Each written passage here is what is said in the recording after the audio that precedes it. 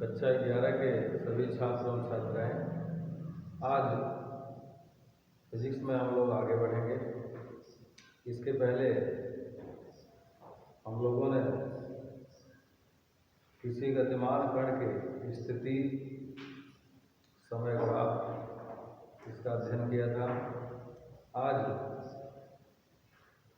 समय वेग ग्राफ, समय त्वरण ग्राफ इसको जानते हुए हम ऋजुरेखीय गति के समीकरणों का निगमन भी करेंगे ग्राफीय विधि से। तो समय वेग ग्राफ क्या होता है? यदि किसी गतिमान वस्तु के भिन्न भिन्न समय को नोट करके उन समयों पर उनके वेग को ज्ञात करके यदि समय को x अक्ष पर और वेग को y अक्ष पर लेकर के ग्राफ खींचें तो वह समय वेग ग्राफ होता है। समय वेग ग्राफ की जो प्रवणता होगी, ढाल होगी, वह कण के त्वरण को व्यक्त करता है। और यदि समय के साथ साथ त्वरण को ज्ञात करके समय और त्वरण, समय को x अक्ष और त्वरण को y अक्ष पर लेकर के हम एक ग्राफ खींचें तो वह समय त्वरण ग्राफ कहलाता है। तो यहाँ पर मुख्य रूप से हम समय वेग ग्राफ और समय अक्ष के द्वारा जो घिरा हुआ क्षेत्रफल होता है वह विस्थापन या दूरी को व्यक्त करता है कण की। तो आइए हम एक समय वेग ग्राफ को समझने का प्रयास करते हैं। अब मान लें कि ये समय अक्ष है और ये वेग अक्ष है। यदि वेग समय के सापेक्ष कांस्टेंट हो, नियत हो, वेग में कोई परिवर्तन ना हो रहा हो समय के साथ साथ, तो समय वेग ग्राफ समय अक्ष के समानांतर एक रेखा होती है। और यदि वेग एक निश्चित दर से बढ़ रहा हो, एक समान त्वरण हो, तो समय वेग ग्राफ समय अक्ष के साथ एक कोण बनाते हुए एक रेखा होती है। अर्थात इस तरह से एक रेखा होती है जो x अक्ष के साथ कोण बनाते हुए। बच्चों, ऋजुरेखीय गति का समीकरण पूर्व की कक्षाओं में सभी लोगों ने पढ़ा होगा कि यदि कोई कण प्रारंभिक वेग u से एक समान त्वरण a के अंतर्गत गति करते हुए t समय पश्चात s दूरी तय करके यदि वह अपना अंतिम वेग भी प्राप्त कर ले, तो इन राशियों में जो संबंध होता है वो तीन समीकरणों के द्वारा व्यक्त किया जाता है, जिन्हें हम गति के समीकरण कहते हैं, जो निम्नलिखित होते हैं। Number 1, v = u + at। दूसरा, s = ut + ½ at²। And third होता है v² = u² + 2as।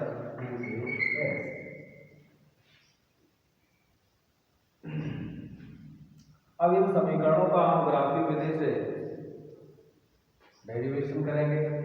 इसके लिए हम एक समय ग्राफ लेते हैं। ये वेग का ग्राफ है, अक्ष है, और ये समय का अक्ष है। मान लें कि समय वेग ग्राफ ए बी है, ए पर वेग u है और बी पर वेग v है। ये टाइम t है।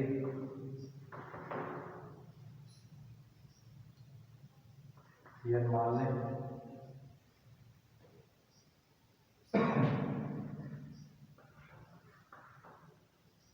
तो यहां पर वेग u और v पर वेग v है,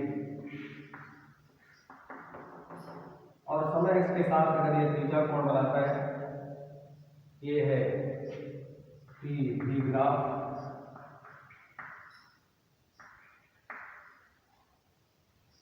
अभी हमने बताया कि समय वेग ग्राफ की जो प्रवणता होती है वो त्वरण को व्यक्त करता है। तो इस ए बी ग्राफ की जो प्रवणता है बी एन बटे ए एन। तो इसका मतलब त्वरण बराबर हम लिखेंगे B N upon A N. बच्चों इस ग्राफ में बी एन क्या है? बी एन है हमारा B M minus M N और बटे ए एन। तो बी एम हमारा किस वेग को बता रहा है? वी को।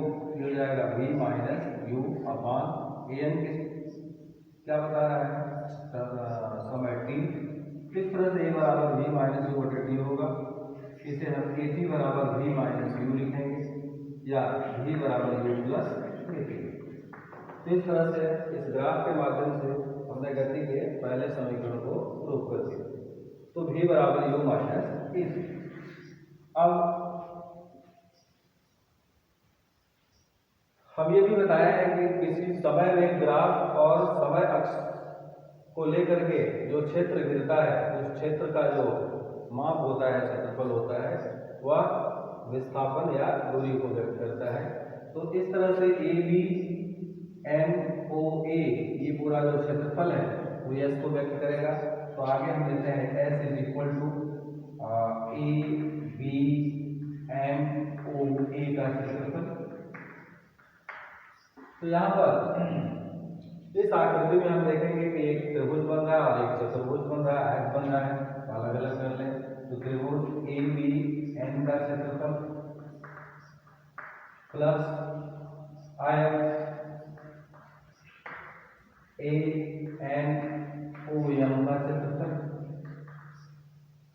तो यहाँ से त्रिभुज का क्षेत्रफल होगा 1/2 आधार गुणे लंब, आधार गुणा ऊंचाई।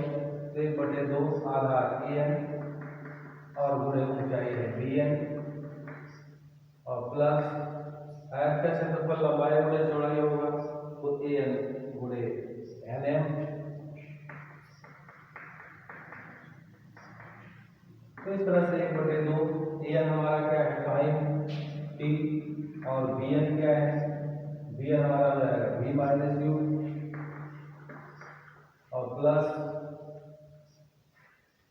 ए एन हमारा क्या है? टाइम टी और गुणे एन एम हमारा क्या है? यू। ये हो जाएगा 1/2 T V minus you plus U T. समीकरण 1 में वी माइनस यू को हम ए टी लिख सकते हैं। तो यहाँ से हम लिख सकते हैं 1/2 T into V minus U को हम ए टी लिख सकते हैं प्लस यू टी। तो इस तरह से हमें एस बराबर क्या मिला? U T plus half A T square. ये है गति के दूसरे समीकरण का निगमन। अब हम गति के तीसरे समीकरण का भी निगमन कर सकते हैं। पुनः हम इसी समय में ग्राफ और समय अक्ष को लेकर के यदि हम क्षेत्रफल दूसरे ढंग से निकालें समांतर चतुर्भुज लेकर के, तो पुनः एस बराबर हम लिखेंगे समलंब चतुर्भुज। समलंब, ये समलंब चतुर्भुज है। इसमें ए ओ और बी एम समांतर है, अन्य दो भुजाएं समानांतर नहीं है। समलंब चतुर्भुज ए बी एम ओ का क्षेत्रफल। समलंब चतुर्भुज का क्षेत्रफल सभी लोग जानते होंगे 1/2 समांतर भुजाओं का योग गुणे उनके बीच की दूरी होती है। तो 1/2 समांतर भुजाओं का योग, इसमें ए ओ और प्लस बी एम और उनके बीच की दूरी चाहे ए एन चाहे ओ एम कर दिया। अब 1/2 ए ओ क्या है हमारा? ए ओ हमारा यू और प्लस बी एम क्या है? भी है और प्लस ए एन क्या है? टी। अब यहाँ पर बच्चों टी जो है उसको हम पहले समीकरण से निकालें तो भी बराबर यू प्लस ए टी से। अगर हम टी इक्वल टू लिखना चाहें तो हो जाएगा भी माइनस यू अपॉन ए। तो इस टी की वैल्यू हम प्रथम समीकरण से इसमें रख दें। तो 1/2 भी प्लस यू है और प्लस ये प्लस नहीं मल्टीप्लाई इंटू टी की वैल्यू हम रख देंगे भी माइनस यू अपॉन ए। अब यहाँ पर अगर हम गुणा करते हैं तो 1/, ये भी प्लस यू और भी माइनस यू का गुणा होगा तो भी square minus you square upon 2 हो जाएगा। इधर ये से अब अगर हम 2a को इधर पक्षांतर कर दें तो v² - u² बराबर 2a होगा। u² स्क्वायर का भी पक्षांतर कर दें तो हमें समीकरण क्या मिलेगा, v स्क्वायर बराबर u स्क्वायर प्लस 2as। ये है गति के तीसरे समीकरण का निगमन। तो बच्चों आज हम लोगों ने गति के समीकरण 3 होते हैं उसको जाना और गति के समीकरणों का ग्राफी विधि से हमने निगमन भी किया। अब इसके आगे हम दूसरे देखेंगे।